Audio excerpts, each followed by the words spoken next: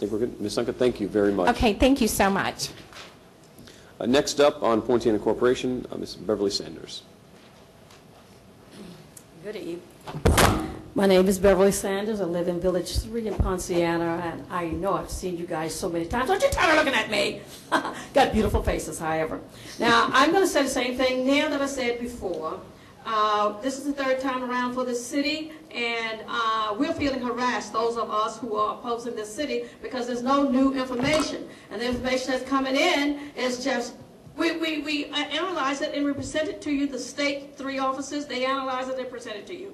Now, really, it's a time to stop the harassment. Now, the other thing I want to talk about is nobody has any more money. I got a big voice. Nobody has any more money than we had in February 2014. We still have 10,000 homes that are living below the poverty level. They cannot afford to pay a new city tax. We have a problem throughout the first year here, throughout the past year. Mr. Valentin Ramos put an ad out through the newspapers and throughout our community telling the people there'll be no new taxes if you vote, in essence, yes for the city. And so we know that there is no city in the United States that does not have a city tax. So we already told the people the wrong information. They go vote, yes, have a city, and then they get a bill in the mail, $1,200, $300, up to $2,000 possibly to pay for this city. They don't have the money. They're going to have the houses foreclosed on by this county city because county city will take their money through the foreclosure. So that's telling these people wrong information. They go to polls, vote wrong. That is not good. That's very, very bad. And that's also shown on page 6 in the feasibility study of all the nerve. Okay, after that, in the feasibility study before, they told them they didn't meet the density test. Now, Mr.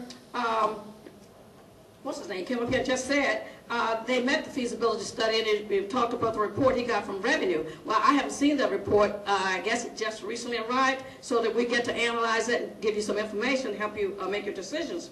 The other thing is, in their feasibility study, they want to take out villages 4, 6, 9, 10, and Disney.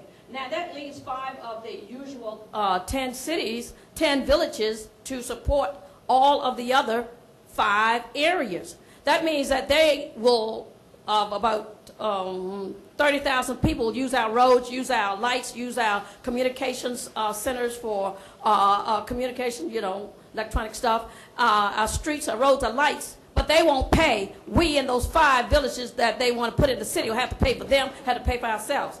Now, I have an alternative, and that alternative is to let us buy lobbyists, pay for lobbyists for both Pope and for Osceola County.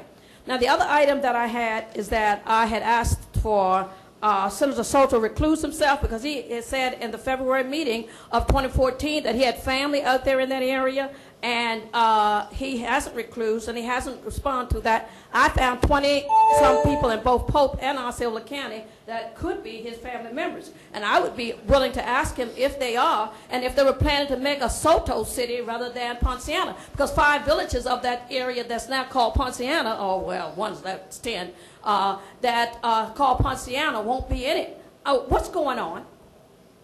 Any questions? Members, any questions? Representative Cumbie, you may be the only one that can actually follow that up. Thank you, Ms. Saunders. Next up from the Children's Home Society of Florida, Tara Harmel. Mr. Chairman, I don't think that Senator Soto could recuse himself because he has family members that live in the area. If that was the case, I could never vote on anything in Polk County because I'm related to half the county. So I probably wouldn't be able to serve. So I don't know that that's possible to do that. But as usual, I enjoyed it. Representative Cumbie, thank you. I didn't know that actually even dignified a response, so I appreciate it. Next up, Ms. Tara Harmel.